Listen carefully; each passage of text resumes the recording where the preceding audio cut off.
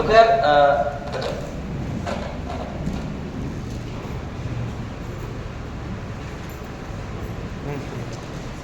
कल हम लोगों ने जो क्वेश्चन पढ़े थे उसमें चेंज निकालना होता था या तो वॉल्यूम में यानी कि आयतन में या तो एरिया में। क्लियर है बेटा? है ना? जैसे मैं आपसे बात करूं कि बेलन का जो आयतन होता है ना, बेलन एक बार देख लेना कि कुछ कटे नहीं। बेलन का जो आयतन होता है उसका फार्मूला क्या होता है? पाई आर स्क्वायर एच डिवाइड। हाँ यार, और जितने भी हमारे भाई बैठे हैं आप सबको मालूम है जब हम परसेंटेज चेंज निकालते हैं तो परसेंटेज चेंज निकालते वक्त हमको ये देखना होगा, जैसे पाई का मान आप कहीं भी रख लीजिए फिक्स है, कितना 22/7, कभी परिवर्तित नहीं। तो जब भी आप किसी ऐसी चीज का परसेंटेज निकालें जो कभी चेंज नहीं होती है तो परसेंटेज चेंज में उसका कोई फर्क पड़ने वाला नहीं है। मेन कैलकुलेट हम किसको करते हैं? आर को और एच को। अच्छा, आर में जब आप चेंज करोगे, मान लो आपने 10% से बढ़ा दिया त्रिज्या को, तो वो जो आर में चेंज होगा दो बार होगा। रीजन क्या है? आर की पावर 2 है। और एच में चेंज कितनी बार होगा? रीजन क्या है? एच की पावर 1। तो जैसे ये सवाल है आपको कौन सा बताया हुआ है? 29। यदि एक बेलन के आधार की त्रिज्या में कितने की कमी की जाती है? 12%। हर एक चीज अपने आप में कितनी है? 100। सवाल नंबर कौन सा है? 29। हर एक चीज अपने आप में कितनी है? 100। 100 में 12 कम कर दोगे तो कितनी? 88। हाँ है ना? और ये चीज कितनी बार होगी? 2 बार। 100 में 12 कम कर दोगे तो फिर से कितनी? 88। हाँ या ना? और उसके बाद उसने क्या बताया है कि ऊंचाई को कितने % से बढ़ा दिया जाता है? अब मेरी बात को गौर से सुनिएगा, हर एक चीज अपने आप में कितनी है? 100। बोलो बेटा 100। 175% से बढ़ाओगे तो 100 तो रहेगा ही रहेगा, 175 का इंक्रीज हो जाएगा तो कितना आ जाएगा? 275। बताओ हाँ या नहीं? यहाँ तक समझ में आएगी सभी को। अब आप जानते हैं एक चीज कि अगर इधर से इधर कुछ कट रहा है तो हम क्या करते हैं? जैसे मुझे ऐसा लगा 25 से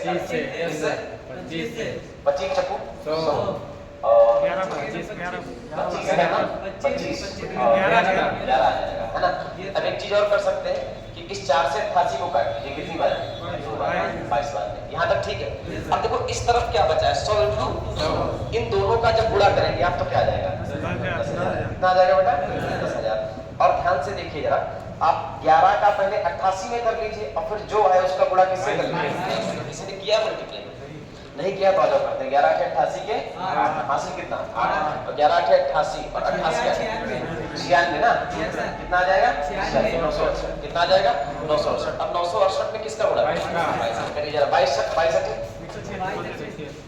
176 के हासिल कितना आ गया? 17। और 22 छक्का और कितना? 149 ना? 149 के 9 हासिल कितना?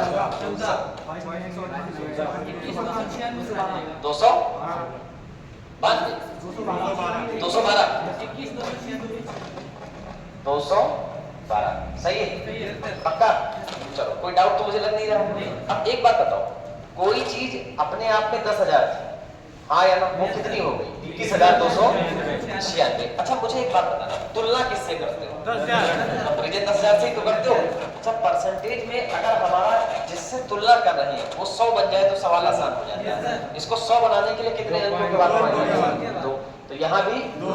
अब आप मुझे बताओ कोई चीज 100 से 212.96 हो गई तो बढ़ी 112.96 कितने पर? 100 पे। और 100 पर जितना बढ़ता है उतना ही % हो जाता है। 112 आंसर है या नहीं है?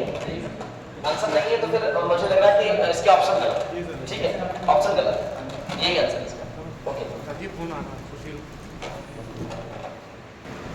चले भाई, क्वेश्चन नंबर 30 क्या कह रहा है? एक लंबवर्ती बेलन के आधार की त्रिज्या को कितना कम कर दिया? 30%। यानी रेडियस में कितने की कमी होनी चाहिए? 30%। तो 30% का मतलब क्या होता है बेटा? 30/100 यही तो होता है। तो ये बताओ रेडियस को कितना मान के चलो? 100। तो 100 में 30 कम कर दोगे तो रेडियस कितनी बचेगी? 70। और 100 में फिर 30 कम कर दोगे तो रेडियस कितनी बचेगी? 70 हो जाएगी। बताओ हाँ या ना? ये बात समझ में आएगी। और उसके बाद हाइट में क्या कर रहा है? हाइट में 224% की बढ़ोतरी। इधर आ जाओ, हाइट को बढ़ा रहा है कितने से? 224%। अब एक बात बताओ, हर एक चीज अपने आप में 100 होती है। जैसे मैं आपसे बोलूं कि हाइट वास्तव में कितनी रही? 100। और 100 को कितने से बढ़ा? 224। कितनी हो जाएगी? क्या यहाँ तक किसी भाई को आप बोलिए भाई? अब आप क्या करोगे? देखो ये 0 इससे, ये 0 किधर हुआ? इन तीनों का क्या होगा? गुणा। ये दोनों का गुणा होगा तो 100 और 100 का 100 से गुणा होगा 10,000। बताओ हाँ या ना? अब 7 सते 49 और 49 का मल्टीप्लाई किससे होगा? 324 से। हाँ या ना? तो फटाफट जरा 49 का गुणा 324 से करके बताइए। शुरू जाइए। जल्दी करिए, इतना टाइम नहीं। 15,876। चलो 15,876। हाँ या ना मेरे भाई? सभी लोग करें, ऐसा नहीं है कि एक भाई ने बता दिया तो आप मल्टीप्लाई नहीं करेंगे। सभी लोग 49 का मल्टीप्लाई 324 से करके मुझे बताएं क्या 15,876 ही आ रहा है? बताइए। तो अब बताओ इसको कितना बना लिया जाए? 100 बनाने के लिए कितने अंकों पे पॉइंट लगाएंगे? और यहाँ भी तो 100 से कोई चीज कितनी हो गई? 158.76। कितना बढ़ी? 58.76। कितने पर? 100 पे। तो आपकी परसेंटेज में भी बढ़त कितनी हो जाएगी? 58.76। वीडियो का इधर देखिए, एक घनाभ की लंबाई चौड़ाई ऊंचाई में क्या रेशियो है? आ जाओ। एक घनाभ लंबाई है, चौड़ाई है और ऊंचाई है, रेशियो क्या है? 5, 4 और का देखा बेटा। आगे बढ़ो। अब कह रहा है, ध्यान से सुनना प्लीज, इस सवाल को ध्यान से सुनिएगा। कह रहा है कि चौड़ाई और ऊंचाई को क्या करते हैं और लंबाई को 3। तो घनाभ की भुजाओं के कुल क्षेत्रफल में क्या परिवर्तन? देखो सबसे पहले आप हमेशा एक चीज याद रखिएगा, जैसे कभी भी आपको किसी में परिवर्तन निकालना है तो आपको उसकी मूल वैल्यू पता होनी चाहिए और फिर नई वैल्यू। गलत कहा कि सही? बताओ बेटा। पहले मूल वैल्यू पता होनी चाहिए फिर नई वैल्यू। अच्छा, उसने किस में परिवर्तन पूछा है? कुल क्षेत्रफल। और कुल क्षेत्रफल को हम लोग बोलते हैं टोटल सरफेस एरिया। हाँ या ना बेटा? अब आपके मन में आएगा कि सबसे पहले टोटल सरफेस एरिया का फार्मूला पता होना चाहिए। हाँ या ना? वो क्या होता है? LB plus BH plus HF। हाँ या ना? अगर मैं यहाँ से देखो तो दो ही रहेगा। L और B का गुणा कितना? 20। 4 दूनी 8 और HL का तो कितना आ गया? 38 होगा। 38 का डबल कितना हो जाएगा? यानी इसका ओरिजिनल जो टोटल सरफेस एरिया निकलेगा वो कितना निकलेगा? लेकिन उसने कहा क्या? अब जो उसने चेंज किया उस पर बात कर लीजिए। उसने जो चेंज किया है उस पर बात कर दीजिए और उसके हिसाब से क्या निकाल के रख दीजिए? Total surface area. ध्यान से सुनिएगा, टोटल सरफेस एरिया का फार्मूला एक बार फिर से रिपीट करिए। प्लस BH और प्लस क्या? हाँ या ना मेरे भाई? अब ध्यान से पढ़िए मेरी बात। लंबाई को कितने गुना उसने किया है? 3 गुना। बढ़िया है। लंबाई को कितने गुना किया? 3 गुना। तो लंबाई है कितनी? 5। तो 5 ते 15। चौड़ाई को कितने गुना? आधा। चौड़ाई है कितनी? 4। तो 4 का आधा तो 15 दूनी 30। यहाँ तक क्लियर हुआ यार? अब देखो उसने चौड़ाई और ऊंचाई दोनों को आधा किया। चौड़ाई कितनी? 4। हाँ या ना? और ऊंचाई कितनी है? 2 का आधा 1। तो 4 एकम 4। अच्छा सॉरी यार, चौड़ाई को आधा नहीं किया मैंने, तो 2 एकम 2। तो यहाँ कितना आ जाएगा? अब फिर से देखो जरा, ऊंचाई आ गई तो ऊंचाई को आधा करना है। आधा करोगे तो 1। लंबाई को 3 गुना 15। सही है? अब जरा ध्यान से देखिए कितना बनता है? 47 जोड़ के 47 और 47 का डबल 94। यानी टोटल सरफेस एरिया क्या निकल के आता है? तो अब अगर मैं आपसे बात करूं क्या हो? नहीं, अगर मैं आपसे बात करूं कि इसका ओरिजिनल सरफेस एरिया क्या है कितना हो चुका है, अब ये देख लो उसने वृद्धि पूछी है या कुछ और पूछा है? ध्यान से देखो क्या पूछी है? वृद्धि पूछी ना। पहले 76 था, अब 94 हो चुका है, तो कितना बढ़ा? 18। कितना बढ़ा? 18 किस पे? 76 या 94? तो परसेंटेज चेंज जब आप निकालेंगे तो 18 बढ़ा किस पे? परसेंट के लिए। अब मेरी बात को बहुत ध्यान से सुनना। यहाँ कुछ बच्चे ऐसे होंगे जो इसको कैलकुलेट करेंगे और कुछ ऐसे होंगे जो कॉमन सेंस यूज करेंगे। जैसे 76 का आधा क्या होता है? 45। 76 का आधा क्या होता है? अगर 38 होता तो 50% आ जाता। सही बोला। अच्छा 38 का आधा क्या होता है? 19। अगर 19 होता तो 25% आ जाता। 19 से कम है? 19 से क्या है? तो आंसर 25% से थोड़ा ही कम होगा। तो क्या 25% से अच्छा बढ़ रहा है कि घट रहा है? बढ़ रहा है। तो 23.68 कौन सा लोगे, बढ़ने वाला या घटने वाला? तो इसको कैलकुलेट करने की कोई भी जरूरत नहीं मेरे हिसाब से। अगर आप कैलकुलेट कर रहे हैं तो टोटल टाइम खराब कर रहे हैं। कौन सा? 32 पढ़िए। अब 32 को पढ़ाने से पहले मैं आपसे एक चर्चा करूंगा, सुनिए सभी लोग, बोर्ड पे आइए।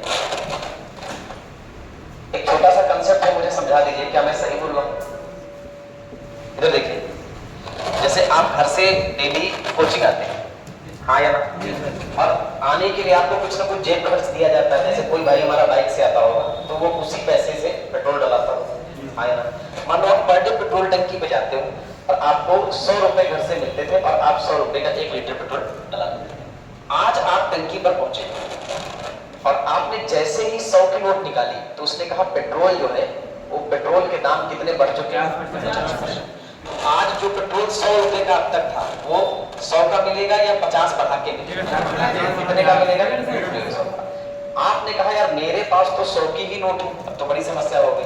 तो आपने दूसरी जेब में हाथ डाला तो पता चला एक नोट और है, हाँ ना?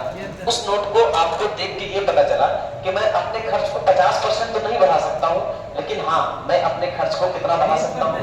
यानी अब आप 100 की जगह कितने का पेट्रोल मिलेगा? 220 का। तो ये बताओ पेट्रोल उतना ही मिलेगा या कम? कितने का? 30 का। कितने का? अब कितने पर? कितने पर? और परसेंट में बदलना तो 100 से गुणा, 30 से भाग लगा दीजिए। 30 से करना 30 और 30 से कितनी बार? 5 बार। 1/5 की परसेंट, यानी अब आपकी जो खपत होगी पेट्रोल की वो 20% से कम। ये कंसेप्ट था। अब इसी कंसेप्ट पे सवाल नंबर, इसको पहले इस कंसेप्ट को नोट करिए, चलिए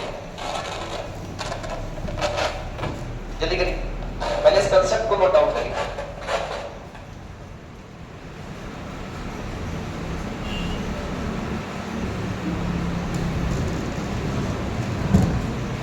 क्वालिटी वगैरह चेक करते रहिएगा, कहीं कुछ कट ना रहा हो, गलती करें। नंबरिंग सब प्रॉपर आ रहा है।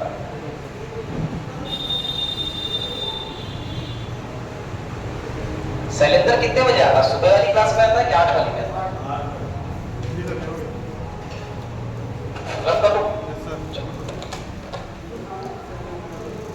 सवाल नंबर बताइए। 32 पढ़िए। पेट्रोल के मूल्य प्रति लीटर 60% की वृद्धि। बहुत ध्यान से सुना। पहले बताओ पेट्रोल के मूल्य में वृद्धि कितनी?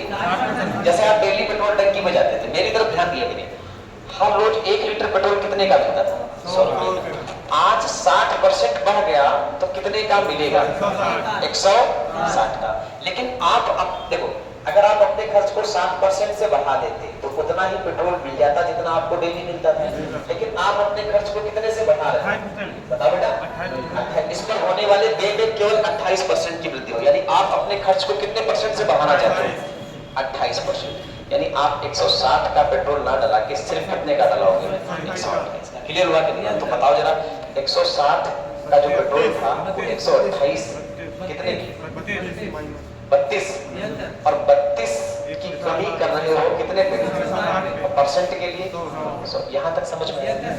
अब ध्यान से थोड़ा सा देखो, एक सवाल पूछ रहा हूँ मैं आपसे, शायद इसके भी ऑप्शन कहीं गलत ना निकल जाए। गलत है तो फिर कोई फायदा नहीं है, फिर तो काम है ना?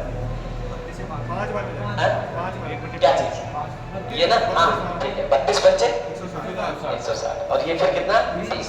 तो जो लोग बाद में क्लास यूट्यूब वगैरह पे देखेंगे वो ध्यान रखेंगे कि इस क्वेश्चन के ऑप्शन क्या है? करेक्ट आंसर क्या आएगा? 33 बढ़ी। क्या कह रहा है? पेट्रोल की कीमत कितनी बढ़ी? 75। हर रोज आप पेट्रोल कितने का डलाते थे? 100 का। आज अगर कीमत 75% से बढ़ गई है तो बेटा कितनी हो गई? 175। कितनी होगी बेटा? 175। लेकिन क्या आप अपना खर्च 75% ही बढ़ाना चाह रहे हैं? कितना बढ़ाना चाह रहे हैं? बोला करो बेटा, कितना बढ़ाना चाह रहे हैं? 33। यानी अब आप 100 रुपए नहीं खर्चा करेंगे, 100 से 33 ज्यादा, यानी कितने खर्चा करेंगे? तो अभी भी आपको पेट्रोल पूरा मिलेगा या कम मिलेगा? कितना? 47 रुपए का बेटा। अरे सॉरी यार, कितने का कम मिलेगा? 42 का पेट्रोल कम मिलेगा। और कितने पर? परसेंट के लिए 100। देखो हमेशा याद रखना, अगर ये दोनों वैल्यू 25 से कम है तो काट दीजिए। 25 सबसे 25 चकू 7 छक, आंसर कितना? खत्म करेंगे। सवाल नंबर 34 34 पढ़िए। गेहूं की कीमत में 6 से 1 बटे 4 मतलब यार पहले इस क्वेश्चन को समझ लेना क्या कर रहा है। गेहूं के मूल्य में 6 सही, एक बात बताओ मुझे, इधर देखिए सभी लोग, सारे भाई इधर देखिए। जैसे मैं आपसे बोलूं कि एक्सपेंडिचर बराबर होता क्या है? Price into consumption. एक्सपेंडिचर बराबर क्या होता है? Price into. अगर कभी भी आप अपने खर्च को नियत रख रहे हैं, किसको? खर्च को। मान लिया आप इसको नियत रखना चाह रहे हैं, तो याद रखिएगा कि प्राइस बढ़ेगा तो कंजम्पशन घटेगा और प्राइस घटेगा तो कंजम्पशन बढ़ेगा। अच्छा, क्या हमने कल प्रॉपर क्लास में इसके चारों फार्मूले बताए कि ये यूज कहां-कहां हो सकता है? अब एक बात बताओ अपने क्वेश्चन में ध्यान से, कह रहा गेहूं की कीमत में कितनी कमी हुई? सिर्फ कितनी लाइन पर जो प्राइस है कितने से कम हुआ? 6 से 1 बटे 4 और 6 से 1/4 की परसेंट वैल्यू 1/16 क्लियर है। यानी ओरिजिनल प्राइस अगर 16 था तो 1 कम हो गया, तो हुआ कितना? 16 से 15। भाई ओरिजिनल प्राइस अगर किसी चीज का 16 था तो 1 कम कर दोगे तो कितना बचेगा? पहली लाइन हमको सिर्फ कितना बता रही है, और जो अगली लाइन है वो आपको क्या बता रही है, सुनिए। 135 रुपए में 1 किलो अधिक खरीद पाता है, यही लिखा है। देखो मेरी बात को ध्यान से सुनिएगा प्लीज। 135 रुपए में 1 किलो अधिक, इसका मतलब है कि आप हमेशा 135 रुपए लेके जाते थे और जितनी सामग्री लाते थे आज उससे कितनी ज्यादा मिलती। तो ये बताओ 135 रुपए आपका खर्चा है, कल भी 135 था, इसका मतलब खर्चा नियत है। तो क्या प्राइस और कंजप्शन एक दूसरे के उल्टा हो गए? ये बताओ, पहले 15 यूनिट खाते थे, अब 16, तो अब आप कितना ज्यादा खाओगे? और सवाल में 1 यूनिट का मतलब कितना है? यहाँ तक क्लियर हो चुका है। अब बताओ आपसे क्या पूछा? गेहूं की मूल दर। गेहूं की मूल दर। अब मेरा सवाल है आपसे छोटा सा क्वेश्चन है, अगर मैं तुमसे ये पूछूं कि उसका ओरिजिनल प्राइस क्या रहा था? 16। हाँ या ना? Yes, sir. बताओ, पूछा क्या?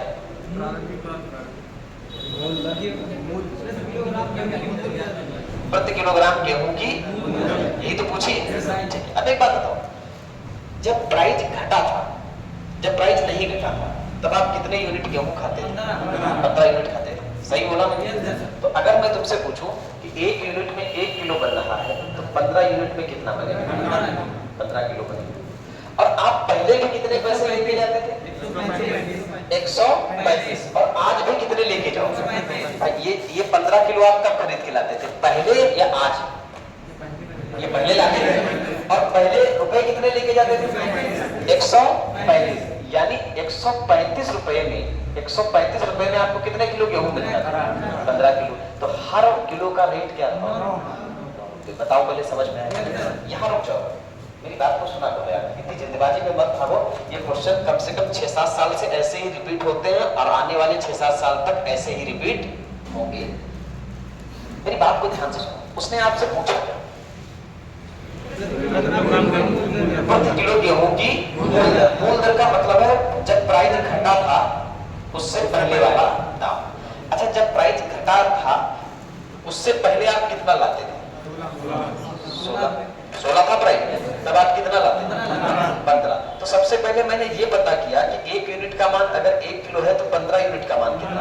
यानी पहले मैं 15 किलो लाता था और पैसे में पहले भी 135 ले जाता था, आज भी। तो पहले वाला प्राइस क्या होगा? 9।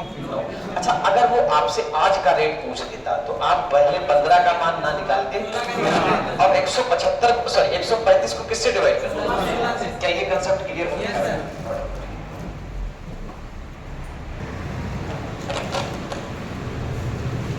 पढ़िए क्या कह रहा है? चावल के मूल्य में कितने % की कमी है? अच्छा, 25% बढ़ा रहे हो ना? 25% की वैल्यू 1/4। इसका मतलब क्या है बताइए? प्राइस पहले कितना था? अब बढ़ के कितना हुआ? यानी प्राइस बेटा 4 से कितना हो चुका है? अब मेन इंपॉर्टेंट है अगली वाली लाइन, वो क्या कह रही है? 6 किलो कम चावल। इसका मतलब क्या है? पहले जब आप 1200 रुपए ले जाते होंगे तो आपको 6 किलो ज्यादा मिलता है। आज जब ले जाओगे तो आपको पहले से 6 किलो कितने रुपए? यानी खर्चा आपका कैसा है? तो कंजप्शन यानी खपत 5 से 4। देखो खपत कम हो चुकी है, कितने यूनिट? 1 यूनिट। और इसी 1 यूनिट का मतलब 6 यूनिट। हाँ है ना? अब बताओ, सवाल में आपसे पूछा कौन सी?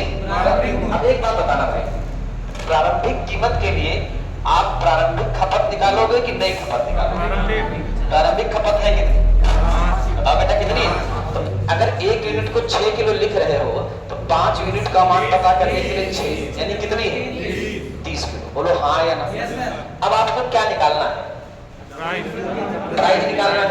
तो पहले आप 30 किलो गेहूं लाते, कितने रुपए? 1200।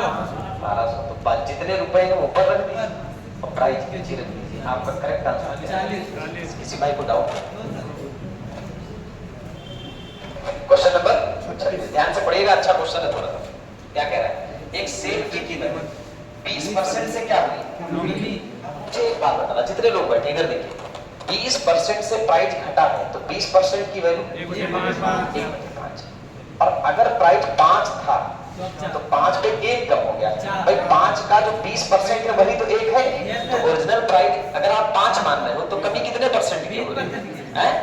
20% की। 5 का 20% 1, तो 5 पे 1 कम करोगे तो 4 आ जाएगा। अब जरा सवाल करो बोला, कह रहा 54 रुपए में कितने सेब? नहीं, 10 सेब या 10 अधिक सेब। इसका मतलब पहले भी आप 54 ले जाते थे और आज भी 54 ले जाएंगे, लेकिन आज आप 54 रुपए में कितने ज्यादा है? तो नियत क्या है? सोचा करो ना, दिमाग में जो है क्या नियत है? खर्चा। तो अगर आपका खर्चा नियत है तो प्राइस और कंजप्शन का रेशियो कैसा होगा? पहले 4 यूनिट सेब मिलते थे, आज आपको कितने ज्यादा सेब मिलते? और इसी 1 यूनिट पे कितने? 10। इसी 1 यूनिट का मान कितना है? अब जितने भाई बैठे हैं वो मुझे ये बताएं, पहले पूछा मेरी तरफ देखिए सभी लोग, क्या पूछा? सेब की घटी हुई कीमत पूछा है। ध्यान से देखना, जब कीमत घटी तो आप 4 सेब लाए या 5 लाए? पहला क्वेश्चन, कितने लाए? 5 सेब लाए कि 5 यूनिट सेब लाए? 5 यूनिट सेब। तो अगर 1 यूनिट में 10 सेब है तो क्या मेरे भाई बता सकते हैं कि 5 यूनिट में कितने सेब है? 50 सेब। पहले ये क्लियर कर लीजिए। यानी कोई अगर ये पूछे कि आज की डेट में आपको कितने सेब मिल रहे हैं? 50। और पहले कितने मिलते थे? 10 कम कर दीजिए, ये मुद्दा हो गया। अब अगर मुझसे वो ये कहता कि 1 सेब का मूल्य बता दीजिए, कितने का? तो मैं उससे ये कहता कि देखो भाई, वो पहले कितने पैसे लेके जाता था? 54 ना? बोलो बेटा। और 54 रुपए में मैं कितने सेब लाता था? 50। बोलो। अब उसने 1 सेब का दाम नहीं पूछा, कितने का पूछा? प्रति दर्जन घटी हुई कीमत, यानी वो 1 दर्जन का मान जानना चाहता है। यहां से जब इसको कट करोगे तो 1 सेब का मूल्य निकलेगा, लेकिन आपको कितने सेब का चाहिए? 12। तो किससे गुणा करा? क्या आपको मेरी बात समझ में आई है? बताओ बेटा, अगर सिर्फ 1 सेब का निकालना होता तो भाई, जैसे हम एक बात बताना, जितने भाई हमारे बैठे 1 किलो का प्राइस निकालने थे इससे पहले, बताओ बेटा, तो सिंपल डिवाइड ही तो कर रहे हैं। लेकिन इसमें 1 किलो का नहीं, इसमें कितने का चाहिए? 1 दर्जन। बताओ भाई, यहाँ से किसका प्राइस निकलेगा? 1 से। और 1 दर्जन का निकालने के लिए किससे गुणा करना? अब कर देते, कुछ काटे पीटे ऐसे करें, काटो पीटो तो नहीं यार। 12 चक्कू 48 के, हाँ 12 पंचे 7 4 64। सही किया मैंने? अच्छा 50 को ऐसे लिख दीजिए, 5 गुणे अब काट दीजिए, 5 एकन्नम 5, कितना बचा? 1। तो 5 दूनी 10, कितना बचेगा? 4। तो 5 नवा और फिर 5 छक्का 30, कितना है? 129.6 आएगा क्या? सही है क्या?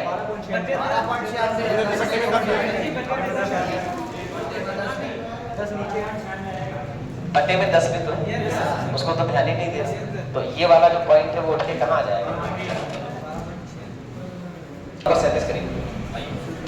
पहले मुझे एक बात बताओ, सबसे पहले मुझे ये बताओ, किसी व्यक्ति की जो इनकम होती है वो किन 2 रास्तों के माध्यम से जाती है? एक तो देन और एक बचत। बोलो भाई। जैसे मैं बात करूं कि कोई भी व्यक्ति जितना कमाता है उसके दो यूज करता है, एक तो कुछ खर्च कर देता है तो कुछ बचा लेता है। पहला क्वेश्चन हाँ या ना। कल भी मैंने प्रॉपर क्लास में एक बात बोली थी कि किसी भी व्यक्ति की इनकम रुपए में अलग अलग हो सकती, लेकिन परसेंटेज में उसको कितना कंसीडर करके चलेंगे 100%। अब क्वेश्चन में कह रहा है, ये सुषमा लिखा है ना, सुषमा का जो बे है, सुषमा का क्या बे, उसके बचत से कितना ज्यादा। सारे भाई इधर देखें, बे जो है वो ज्यादा है कितना 200%। किससे? अच्छा एक बात है, बे ज्यादा होगा किससे? तो अगर मुझे बचत पता चल जाए तो बचत को कितना बढ़ा देंगे तो हमारा क्या आ जाएगा, तो बचत को कितना मान लिया, इसको 100 मान लिया हाँ या ना। अगर इसको 100 मान लेंगे तो 100 से 200 ज्यादा, तो सॉरी कितना 300। तो अगर आपने 100 रुपए बचाए, खर्च किए 300, तो कमाए कितने 400। कितने लोग कह रहे हैं यहाँ तक तो बात समझ। अगर इसका रेशियो निकाल दें तो मेरे भाई ये 2 जीरो से 2 जीरो कट जाएंगे हाँ या ना। तो अगर आपकी बचत 1 है और बे 3 है तो आय कितनी 4 और बे और बचत का रेशियो यहाँ तक समझ में आया कि नहीं? आप क्वेश्चन को ध्यान से पढ़ो क्या करेंगे। तो उसके बे में कितने की कमी होती है 40%। ये तो उसके बे में कितने की 4। अच्छा बे है कितना 3, तो 3 को 3 का कितना परसेंट कम कर रहे हो 4। तो कमी का मतलब क्या होता है -7। सही कहा मैंने। और उसके बाद क्या कह रहा है, और बचत में 28% की क्या होती है वृद्धि होती है। बचत में कितने परसेंट की वृद्धि होती है 28% की क्या होती है वृद्धि। तो बचत को 28% से क्या करो। अब क्या पूछ रहा है,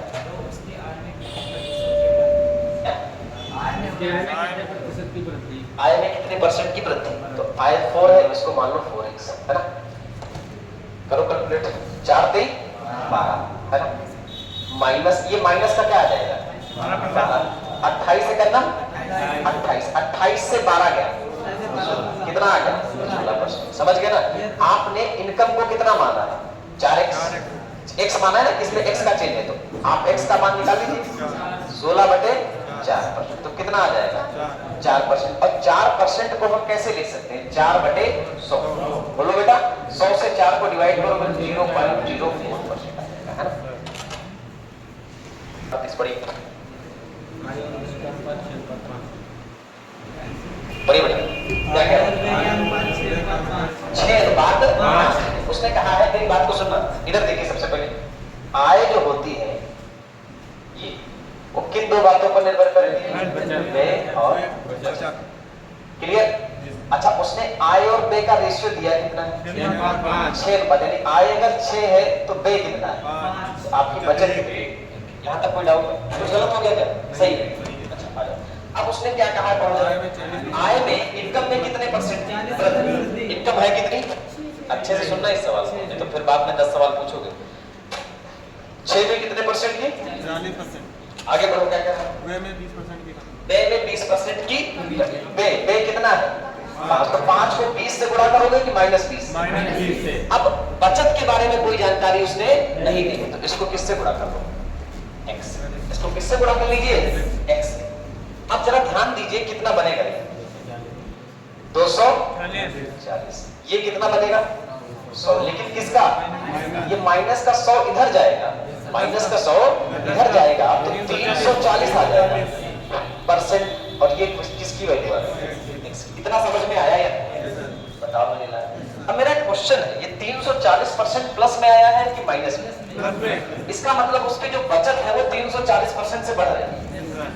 देखो मेरी बात बे में 20% की क्या हुई, ये उसने बता दिया था। आय बढ़ी थी 40% से, तो उसने को ये जानना था कि बचत घटेगी कि, तो बचत का मान आया 340%। 340 किसके साथ आया, प्लस के या माइनस के। प्लस हमेशा चीजों को बढ़ाता है, यानी बचत उसकी 340% से बढ़ जाएगी। यहाँ तक समझ में आ गया। अब आगे बढ़िए क्या कह रहा है, यदि प्रारंभिक व्यय है कितना उसका 4,50,000। अच्छा हमारे हिसाब से व्यय कितना है 5, तो 5 यूनिट का मान कितना है 4,50,000। सही लिखा है, 1 जीरो और बढ़ा दीजिए। हाँ यार समझे, थोड़ा देखा करिए भाई। तो अगर मैं दोनों तरफ 5 से डिवाइड लगा दूं, 5 एकम 5 9 कितने यूनिट का मान निकला? और एक्चुअली में एक मेरी है क्या? बचत। तो मेरी अगर कोई बचत पूछता कि आपकी बचत कितनी है तो आपका जवाब क्या होगा? लेकिन उसने बचत नहीं पूछी, उसने क्या पूछी? अंतिम बचत। प्रारंभिक अंतिम बचत। अंतिम बचत मतलब 340% बढ़ने के बाद। ये बताओ बचत है कितनी तुम्हारी? 90,000।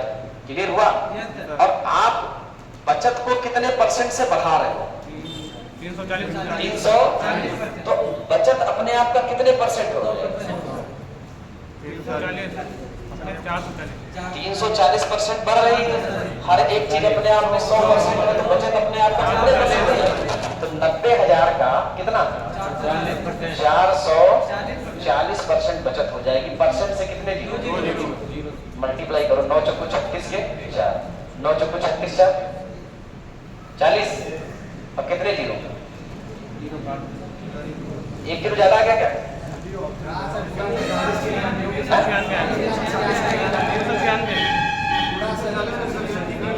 9 चौको 36 के 6 और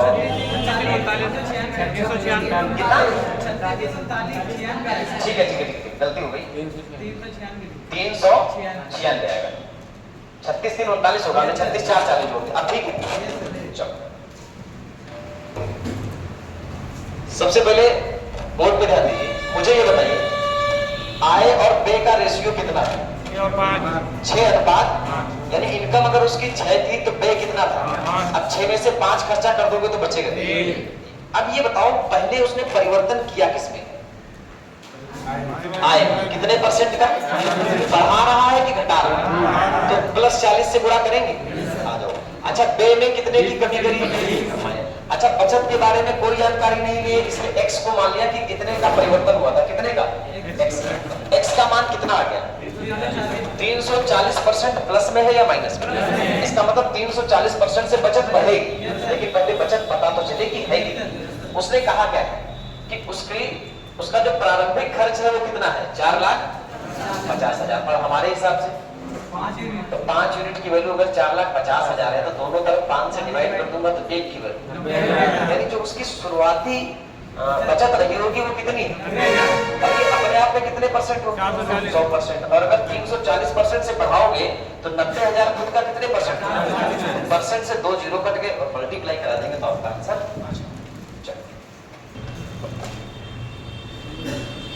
सवाल नंबर 1 अच्छा क्वेश्चन है।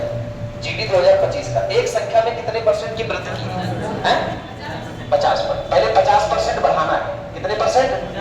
तो सबसे पहले मुझे आप ये बताइए किसी चीज को 50% बढ़ाओगे तो वो चीज अगर शुरू में 100 थी तो 50 बढ़ के कितनी है? और फिर कितने की कमी करनी है? 50%। ऐसा 2 बात है ना, बताओ भाई फिर से कितना बढ़ाना है? 50%। तो फिर से 50% अगर किसी चीज को बढ़ाओगे तो फिर से 100 से कितनी? 150 हो जाएगी। अब आप सारे भाई जानते हो ये जीरो इससे, ये जीरो इससे, अगर मैं इन दोनों का गुणा करूं तो यहाँ जो नंबर आएगा वो प्रारंभिक मान है। कौन सा? 100 और 15 225। अब मुझे एक बात बताओ कोई संख्या वास्तव मतलब शुरुआत में कितनी रही? 100। और कितने आपने चेंज करी?